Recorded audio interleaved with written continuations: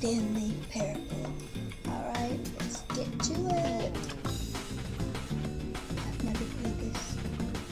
I don't even know what it's about.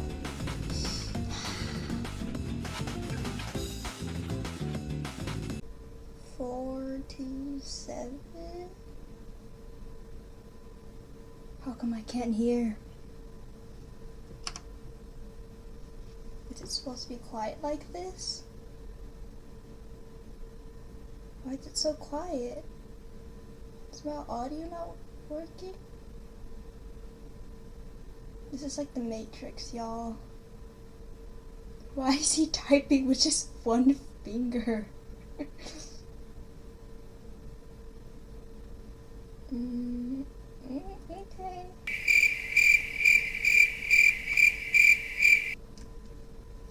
What is this?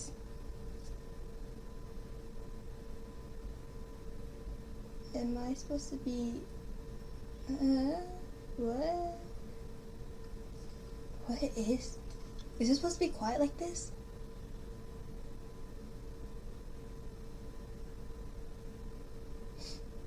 Why is it so silent? Why is it so quiet? Why is it so quiet? What is this?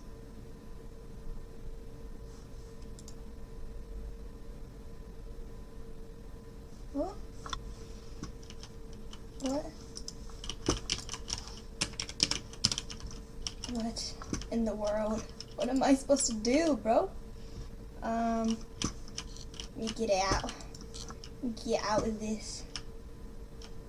What? What does it say? I can't read. I'm blind. Okay. We're gonna go explore. What is this? Why is no one here? Am I supposed to do something? Where are my hands at? Can we go back? I have to go back. It would be nice to know what I have to do, but I don't know what to do. Where was I? I lost where I was. Oh no. Oh no, oh no. What? I don't get this. Is my audio not working? How come I can't hear anything? Is it supposed to be quiet like this? What is this? Can I jump? What are the controls? Are there controls? This is so confusing. I don't know what to do. 2 hours later. Ooh, this is kind of creepy, y'all. Do I just, wait, I'm gonna go back. They closed the door! Oh my goodness! I should have gone the right way because the right way is always the right way. What is this? Tips for not getting fired? Talk less. No. Okay, let's go. Should we explore in here? What is this? We have project. Oh, I thought I said thighs. What did he say? My bad. I'm gonna leave. Room closet. Is this game supposed to be quiet?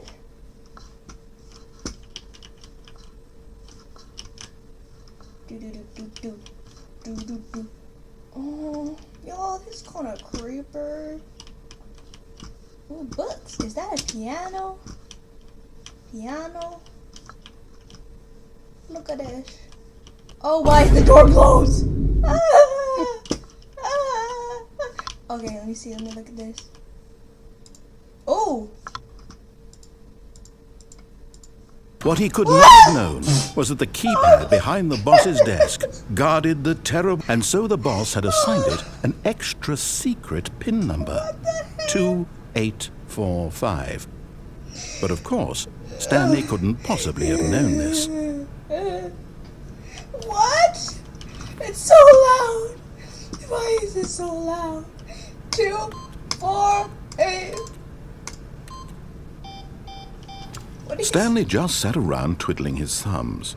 Trying to input anything on the device was useless, since he could never possibly know that the combination was 2845. 2, 8. Yet incredibly, by simply pushing random buttons on the keypad, Stanley happened to input the correct code by sheer luck. Amazing. He stepped into the newly opened passageway. Where's... Oh, okay. Stop jump scaring me like that. Oh my goodness. That's why I was running away. I was so quiet in the beginning.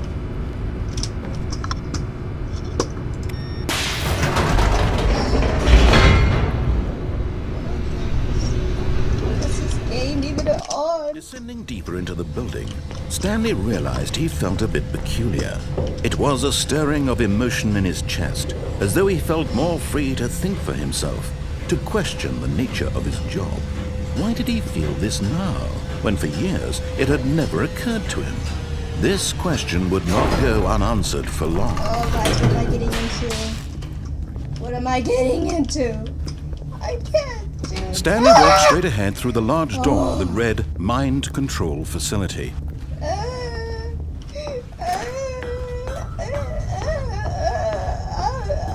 not gonna even look. Okay. What am I supposed to do? The lights rose on an enormous room packed with television screens. What horrible secret did this place hold? Stanley thought to himself. Did he have the strength to find out? Let's go. Let's go.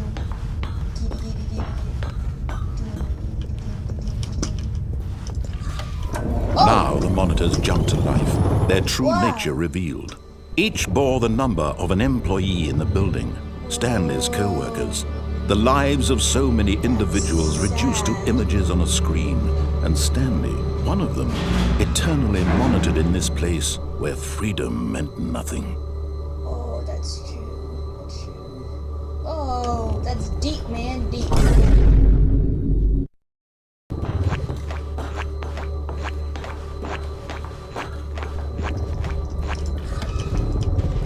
This mind control facility, it was too horrible to believe. It couldn't be true. Had Stanley really been under someone's control all this time? Was this the only reason he was happy with his boring job? That his emotions had been manipulated to accept it blindly? No, he refused to believe it. He couldn't accept it. His own life in someone else's control? That's right. Never. No, it was unthinkable. Wasn't it? Was it even possible? Had he truly spent his entire life utterly blind to the world? Oh no. But here was the proof. The heart of the operation. Controls labeled with emotions. Happy, or sad, or content. Walking, eating, working. All of it monitored and commanded from this very place. And as the cold reality of his past began to sink in, Stanley decided that this machinery would never again exert its terrible power over another human life. For he would dismantle the controls once and for all.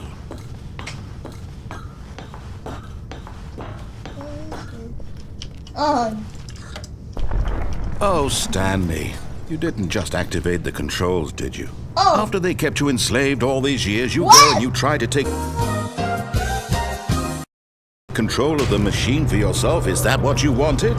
Control? I didn't Stanley, I applaud your effort, I really do. But you need to understand, there's only so much that machine can do. You were supposed to let it go, turn the controls off, and leave. If you want to throw my story off track, you're going to have to do much better than that. I'm afraid you don't have nearly the power you think you do. For example, and I believe... Why are you running? Why are you running? If you'll find this pertinent, Stanley suddenly realized he had just initiated the network's emergency detonation system. In the event that this machine is activated without proper DNA identification, nuclear detonators are set to explode, eliminating the entire complex. How long until detonation then? Let's say 2 minutes. Now this is making things a little more fun, isn't it, Stanley? It's your time to shine. You are the star. It's your story now. Shape it to your heart's desires. Oh, this is much better than what I had in mind. What a shame we have so little time left to enjoy it. Mere moments until the bomb goes off. But what precious moments each one of them is. More time to talk about you, about me, where we're going, what all this means. I barely know where to start. What's that? You'd like to know where your co-workers are? A moment of solace before you're obliterated? The heck? All right, I'm in a good mood. You're gonna die anyway. I'll tell you exactly what happened to them. Press 3. I erased them. I turned off the machine. I set you free. Of course, that was merely in this instance of the story. Sometimes when I tell it, I simply let you sit there in your office forever, pushing buttons endlessly and then dying alone. Other times, I let the office sink into the ground, swallowing everyone inside, or I let it burn to a crisp. I have to say this, though, this version of events has been rather amusing. Watching you try to make sense of everything and take back the control wrested away from you, it's quite rich. I almost hate to see it go. But I'm sure whatever I come up with on the next go-around will be even better. My goodness, only 34 seconds left. But I'm enjoying this so much. You know what? To hell with it. I'm going to put some extra time on the clock, why not? These are precious additional seconds, Stanley. Time doesn't grow on trees. Oh dear me, what's the matter, Stanley? Is it that you have no idea where you're going or what you're supposed to be doing right now? Or did you just assume when you saw that timer that something in this room was capable of turning it off? I mean, look at you. Running from button to button, screen to screen, clicking on every little thing in this room. These numbered buttons, no, these colored ones. Or maybe this big red button, or this door. Everything, anything, something here will save me. Why would you think that, Stanley? That this video game can be beaten? Won? Solved? Do you have any idea what your purpose in this place is? Oh my goodness. Why is the narrator so You're in for quite a disappointment. But here's a spoiler for you. That timer isn't a catalyst to keep the action moving along. It's just seconds ticking away to your death. You're only still playing instead of watching a cutscene because I want to watch you for every moment that you're powerless. To see you made humble. This is not a challenge. It's a tragedy. You wanted to control this world, that's fine. But I'm going to destroy it first, so you can't. They kill people! Take a look at the clock, Stanley. That's 30 seconds you have left to struggle. I'm giving 30 up. seconds until a big boom and then it was an accident. no ending. Just you being blown to pieces. Will you cling desperately to your frail life, or will you let it go peacefully? Another choice. Make it count, or don't. It's all the same to me, all a part of the joke. And believe me, I will be laughing at every second of your inevitable life from the moment we fade in until the moment I say, happily ever up. What the heck? What the heck is happening? They're making me do this again?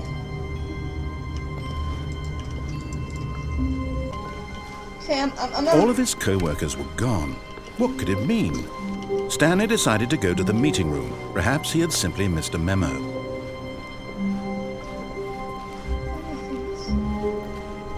When Stanley came to a set of 2 open, this was not the correct way to the meeting room, and Stanley knew it perfectly well. Perhaps he wanted to stop by the employee lounge first, just to admire it. Ah, yes, truly a room worth admiring. It had really been worth the detour after all, just to spend a few moments here, but eager to get back to business, Stanley took the first open door on his left.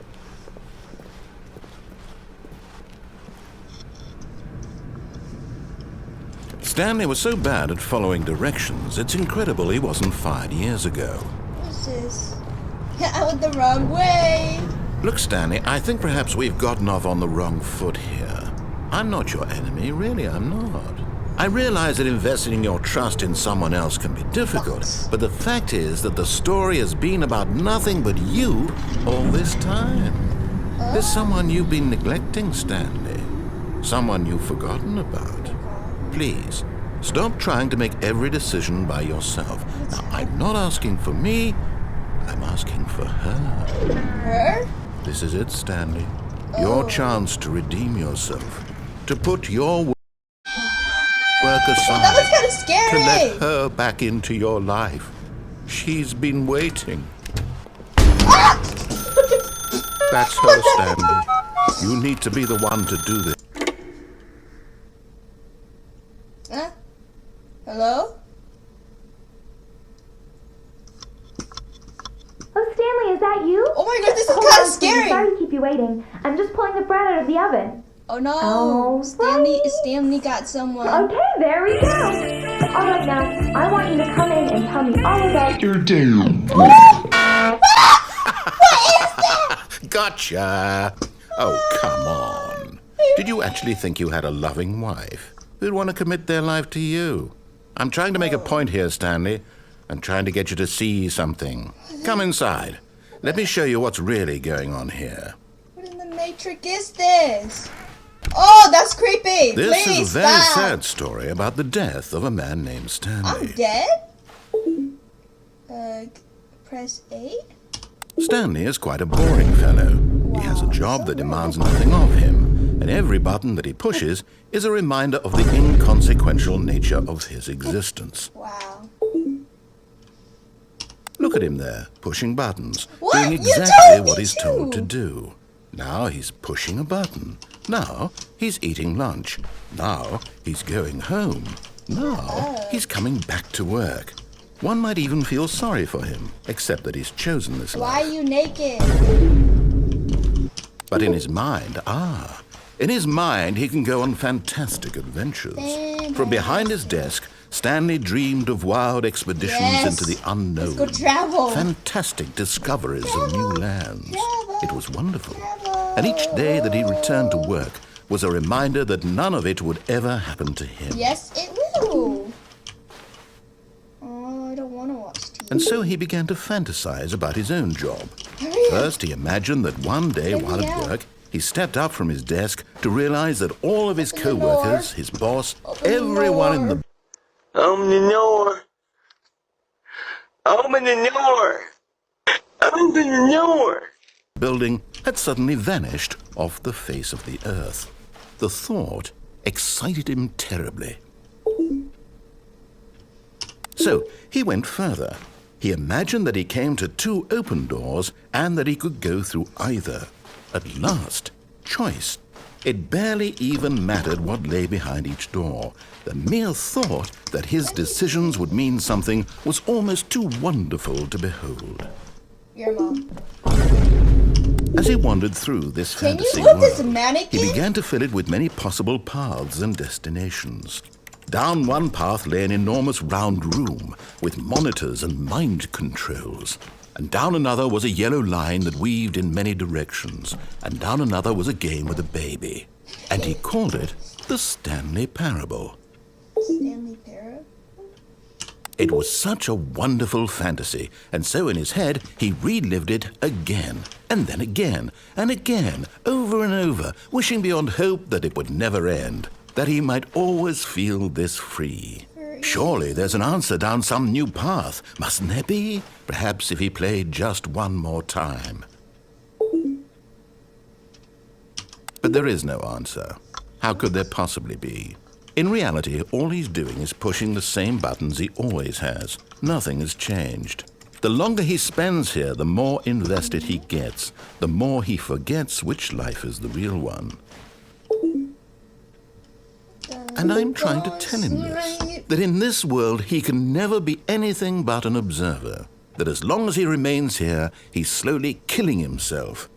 But he won't listen to me. He won't stop. Here, watch this. Stanley, the next time the screen asks you to push a button, do not do it. Okay.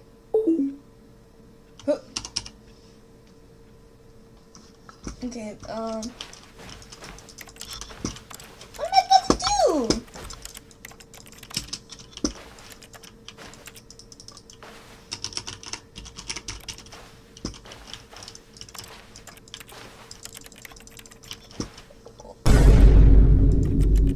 What?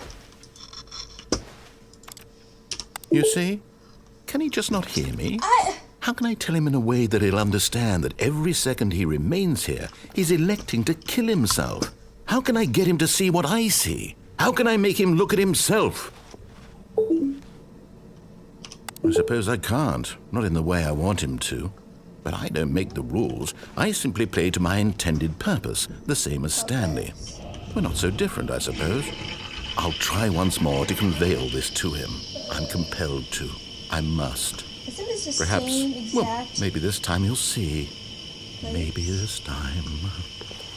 And I tried again, and Stanley pushed a button.